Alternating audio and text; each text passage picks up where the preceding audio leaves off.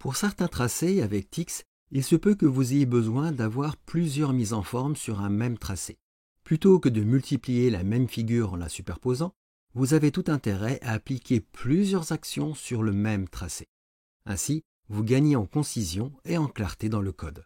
Eh bien, voyons tout ceci dans cette séquence.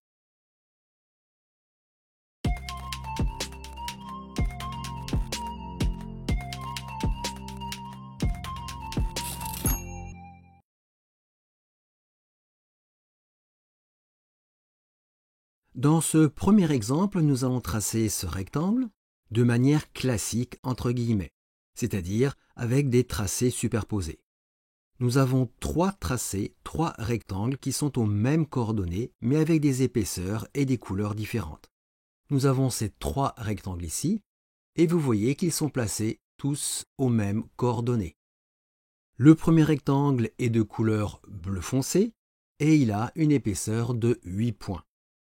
Notez que les couleurs viennent du package de Cédric Pirquet couleur-fr, dont nous avons la déclaration ici. Le deuxième rectangle est de couleur bleu ciel clair et a une épaisseur de 5 points. Et le dernier a une couleur bleu perçant et une épaisseur de 2 points. Vous voyez bien que cette solution n'est pas idéale, nous multiplions les données redondantes. Afin d'éviter ces inconvénients, nous pouvons appliquer plusieurs mises en forme à un même tracé en exploitant plusieurs actions. L'action classique, entre guillemets, est celle qui est appliquée avec les commandes draw, fill draw, node, etc. Mais nous pouvons appliquer une mise en forme avant l'action classique avec la commande pré-action. Cela permet d'appliquer une mise en forme avant que l'action classique ne s'affiche. Ces mises en forme sont à définir avec les commandes draw, fill, etc. Et sur le même principe, nous pouvons appliquer une mise en forme après l'action classique, après l'action usuelle, avec la commande post-action. Donc si nous utilisons ces trois actions, voilà comment s'appliquent les mises en forme. Dans un premier temps, Tix crée le tracé, mais sans l'afficher. Ensuite, il applique la mise en forme indiquée dans la préaction. Ensuite, celle de l'action classique, l'action usuelle, et il termine par celle de la post-action. Enfin, quand tout cela est spécifié, Tix affiche la figure complète avec toutes les mises en forme définies dans les actions et dans cet ordre.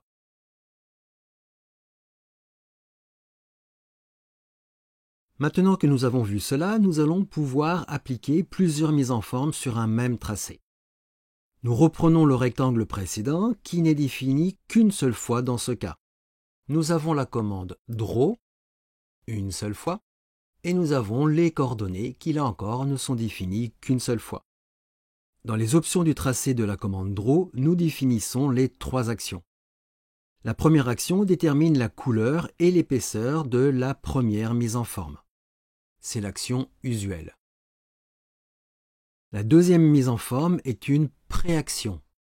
Nous avons le signe égal et entre les accolades, nous indiquons la mise en forme voulue.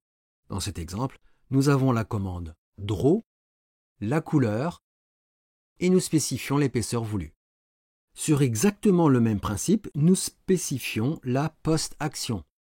Nous avons la post-action, le égal, les deux accolades et à l'intérieur, nous avons la commande draw, la couleur voulue et l'épaisseur voulue. Et vous voyez que le résultat affiché est strictement le même.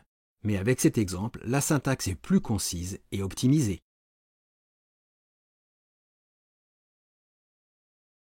Pour éventuellement plus de clarté, nous pouvons séparer la déclaration de chaque action dans les options du tracé. Vous pouvez spécifier chaque action dans ses propres crochets. Voici cet exemple. Nous avons la commande draw et les coordonnées. Et dans cette première ligne, entre crochets, nous avons la préaction.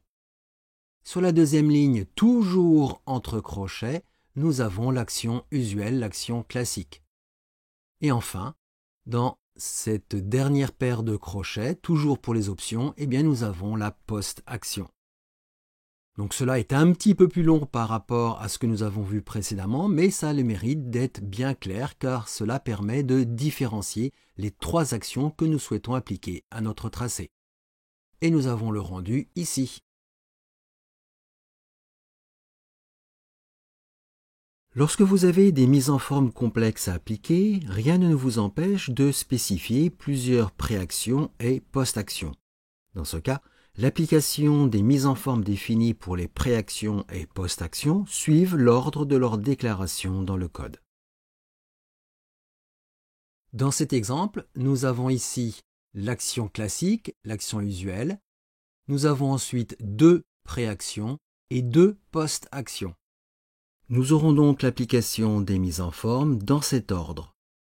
La première préaction de couleur orange, ensuite la deuxième préaction de couleur or, puis l'action usuelle de couleur orange brûlé. Ensuite, nous avons les 2 post-actions. La première de couleur mandarine et la dernière post-action qui est de couleur jaune. Et toutes ces actions s'appliquent sur les mêmes coordonnées. Et nous avons le résultat affiché ici. Donc voilà comment vous allez pouvoir déterminer des actions multiples sur un même tracé. Dans les exemples précédents, nous avons appliqué des mises en forme de couleurs et d'épaisseurs différentes au tracé. Mais nous pouvons parfaitement appliquer des décorations TIX. Pour cela, dans un premier temps, il faut déclarer la bibliothèque TIX Decoration Makings. Ensuite, dans les options de l'environnement TIX Picture, nous déclarons la décoration. La décoration utilise des pointes de flèche, arrow, depuis la position 0,03 jusqu'à la position 1, avec un pas de 0,05. Ensuite, dans les options de la commande Draw, avec une préaction, nous demandons à dessiner le tracé avec une couleur lavande et une épaisseur de 10 points. Ensuite, avec une post-action, nous appliquons la décoration avec Decorate, avec une ligne d'une épaisseur de 1,5. Et nous avons le résultat ici. Nous avons donc bien 2 types de mise en forme sur ce tracé, une décoration et une épaisseur de ligne et une couleur. Dans ce dernier exemple, nous allons définir une décoration dans un style TIX et l'appliquer avec une action. Pour commencer, dans les options de l'environnement TIX Picture, nous déclarons le style. Ce style est nommé style cercle et il utilise une décoration faite de cercles verts, dont nous avons la définition ici. Ensuite, dans les options du tracé Draw, nous appliquons une ligne d'épaisseur 2 points et de couleur verte avec une préaction. Puis nous avons une post-action qui utilise la décoration par l'intermédiaire du style cercle. Nous avons ici la post-action, le decorate et le style cercle. Et le style cercle, c'est-à-dire les petits ronds, sont positionnés à des emplacements spécifiés dans une liste. Nous avons ici tous les 0,125. Au passage, ici, vous voyez que nous n'utilisons pas la valeur 1, mais la valeur 0,999.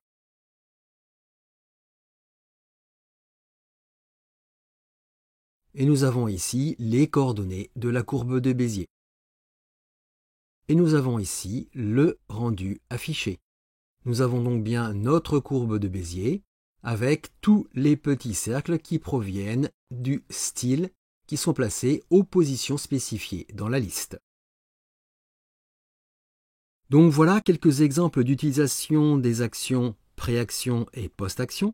Vous avez pu voir que cela permet de créer des tracés comportant plusieurs mises en forme et que cela permet aussi d'avoir une syntaxe claire et différenciée.